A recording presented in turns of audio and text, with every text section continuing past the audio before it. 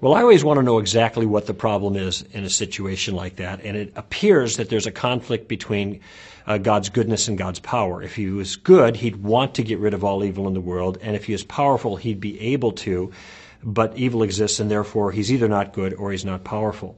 And I think there's a misunderstanding here. I actually don't think it has anything to do with power, and it has something to do with goodness, but in a different kind of fashion. God created a certain kind of world. He created a world in which there were morally free creatures. Now, I think that's a good thing. I think this reflects that God is an all-wise God. It is a good thing in the world to have creatures that are morally free, as opposed to animals for whom morality doesn't apply at all. Creatures can't be bad, but they can't be good either. So it's kind of a push there. Nothing good comes of this. Human beings can be bad and they can be good. There's a possibility for great evil, but there's a potential for great good when you have moral freedom. Now, here's the catch. Power has nothing to do with the problem of evil, given that scenario. I was in the Ukraine earlier this year, and I was teaching a bunch of Christians on some of these issues. We were talking about the problem of evil. And there's a big burly guy in the front of the room. His name was Vitaly. And I said, Vitaly, come on up here. I've got a paper clip. You're a big, strong guy. Bend this paper clip into a square. So he grabbed the paper clip and, of course, did a good job of bending it into a square. I said, okay, now bend this paper clip into a circle.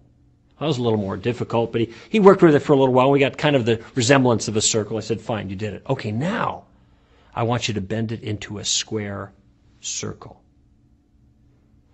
Of course, he couldn't do that. He paused. This is silly. I said, why not? You're a big, strong guy, aren't you? The point is here, there are some problems or some issues or some things that we're confronted with that are not susceptible to power to solve because they're a different kind of problem. God is all-powerful. That means he has all the power he needs to do anything that power can do, but there are some problems that power can't solve, and this is one of them. Could God, through power, remove all evil from the world today? Sure, that would be easy, but what he'd have to do is he'd have to destroy something good, and that means he would have to destroy morally free creatures. Because moral freedom just is the possibility to do evil or good. You cannot create a morally free creature that has no possibility of going south on you. This is not possible.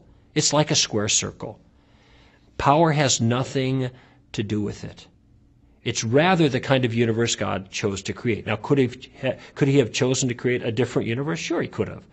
But it would be bereft of something really wonderful and good, morally free creatures, of which you and I are.